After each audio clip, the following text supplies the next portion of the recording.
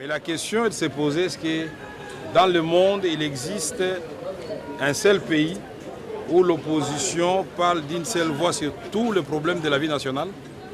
Je peux vous donner quelques exemples. Au sein de l'opposition française aujourd'hui, vous verrez, il y a la tendance Fillon, ancien Premier ministre de Sarkozy. Il y a la tendance Sarkozy, la tendance Copé.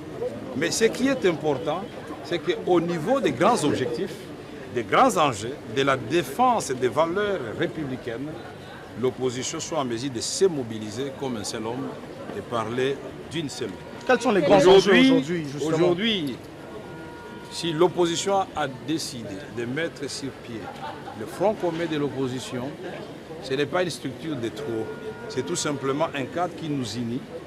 Personne n'est chef de personne dans ce cadre, mais nous nous retrouvons pour débattre de la question imminente du dialogue national. Une question qu'on ne doit pas prendre à la légère, parce qu'il y a des questions qui touchent à la sécurité du pays, la fin de la guerre à l'est du Congo, à la refondation de l'État, à la gouvernance du pays, au social des Congolais, aux questions humanitaires, à la décentralisation, à la mise en place d'une justice républicaine et équitable, à la mise en place d'une armée républicaine, toutes les grandes questions que vous connaissez qui ont été reprises dans l'accord cadre d'Addis Abeba.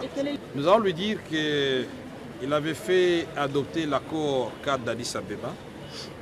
Il l'a signé lui-même et 11 chefs d'État l'ont signé, plus en plus du secrétaire des Nations Unies, la présidente de l'Union africaine, le président d'exercice de la SADC et le président d'exercice de la CRG.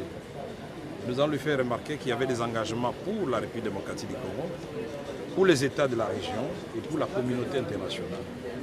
Et notre constat sera amer, parce qu'il n'y a pas d'avancée significative dans tous les axes qui avaient été épinglés par l'accord cadre d'Addis Abeba. Il y a l'installation timide de la brigade d'intervention, mais sur le plan de la solution politique, on ne voit rien venir.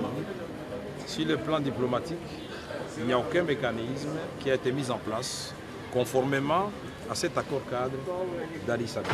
Et donc nous lui parlerons de tout ça et nous ne resterons pas seulement critiques, nous allons lui donner nos propositions à nous en tant que démocrates pour participer à l'œuvre de la pacification de notre pays. Non, justement, je n'aime pas parler de moi-même. Ça, c'est une question qui n'était pas à l'ordre du jour. Le tribunal militaire garnison de Kinshasa-Gombe a ouvert le jeudi 16 mai 2013 les procès du pasteur Denis Lessi. L'audience a eu lieu à la prison militaire d'Endolo. On fait le point avec Georges Frédéric Ndip.